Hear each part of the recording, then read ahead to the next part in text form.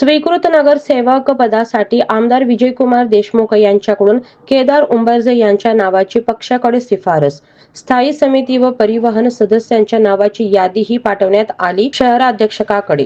सोलापूर महानगरपालिका निवडणुकीत भाजपची एकहाती सत्ता आल्यानंतर सर्व कार्यकर्त्यांचे लक्ष लागून राहिले होते. ते स्वीकृत नगरसेवक पदाकडे तब्बल 3.5 वर्षांनंतर झालेल्या निवडणुकीत भारतीय जनता पार्टीला यश मिळाले.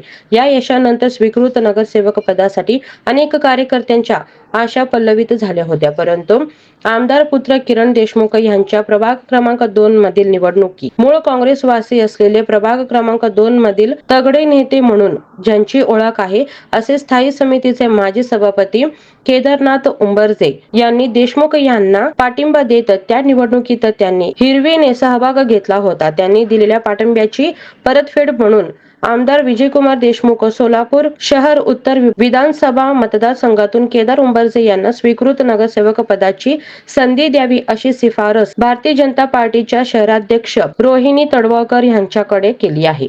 आमदार विजयकुमार देशमुख यांनी केदार उंबर्जे यांच्या नावाची शिफारस केल्यामुळे शहर उत्तर मधील जुन्या ज्येष्ठ नेत्यांची भुवया उंचावल्या आहेत. पार्टीसाठी अहोरात्र कष्ट करणाऱ्या कार्यकर्त्यांना डावलून आपल्या मुलाचा विजय सुखकर व्हावा म्हणून मदत करणाऱ्या मूळ काँग्रेसवासी असलेल्या केदार उंबर्जे यांच्या नावाची शिफारस करणे कितपत योग्य आहे असे भाजपचे कार्यकर्ते दबक्या आवाजात बोलत असल्याचे चित्र पाहावयास मिळतं.